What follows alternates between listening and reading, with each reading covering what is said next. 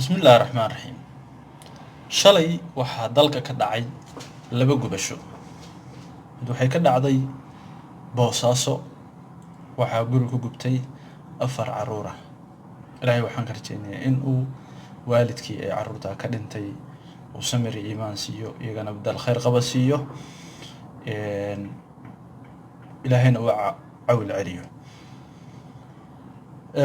gubashada labaadna waxay ka dhacday garoonka Beledweyne waxaa gubatay diyaarad waxa aan rabaa in aan beegsado ka falcelintii nidaamka dawliga ah ee ka shaqeeya labada magaalo ama ay hoos tagto ay ka sameeyeen labada fal waxaan ku bilaabay tan Boosaaso gudoomiyaha gobolka Bari ayaa wuxuu ka sameeyay falcelin leh marka dhan laga eego dareen bini'aadantinimo iyo qiiro balse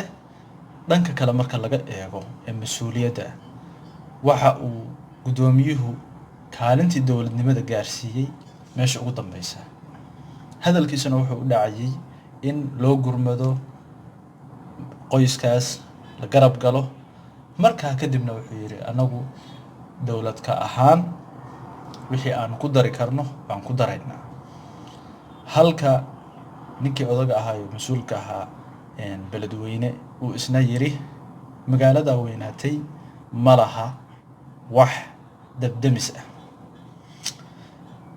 waxa yaabka leh oo ummadda Soomaaliyeed ay tahay inay fahanto dawladnimada in wax ka sugayno ama ha ahaato heer federaal ama ha ahaato heer gobol waxa dhaqan noqday in mas'uuliyadii dadka madaxda ah ka saarnaa maamuladooda iyo dadka hoostaga iyo deegaamada ay ka taliyaan in ay u arkaan shaqo ma aragtay optional ah ama shaqo aan iyaga laga rabin waxaan tusaale u soo qaadanayaa dalka Japan dhowr jeer horena oo soo qaatay waxa dhacday nin indhool ah ayaa waxa dilay oo jiiray tareen dawladda Japan arinta iyadoo xilligaasna waa 1970kii dawladda Japan ayadoo arintaas ka falcelinaysa ayaa waxay u sameysay dalka oo dhan wadooyin u gaar ah dadka indhaha la wadooyinkaas oo ah girgiro laamiyada iyo jidadka laga sameeyay kuwaas oo qofka indhoolka ah lugaha ku dareemayo in uu maray jidkiisii oo ka leexinaya meelaha khataraha ka jiraan nidaam ilaaliyana uu leeyahay sida daraaddeed waxa arkaysaa markii aad dalka Japan tagtid qof indhool oo kaliya iska soconaya sababtoo ah wuxuu yaqaanaa jidka uu marayo iyo sida uu nidaamsan yahay nidaamka dawliga ah ee Soomaalidu maanta wax ka sugayso waa nidaam baaba'ay oo aanan ba aqoon mas'uuliyadiisa una arka in ay mas'uuliyadu saaran tahay beesha caalamka hay'adaha deeqda bixiya dadka shacabka ah ee aanan u arag in iyagu mas'uuliyad ay saaran tahay marka waxaanu rabnaa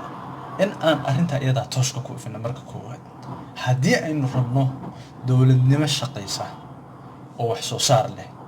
oo wadanka dhista waxa ugu horeeya oo la rabo waxa weeye in dadka dawliga ah heer walba joogaan ay ogaadaan mas'uuliyadda iyaga saaran waa mahadsantihiin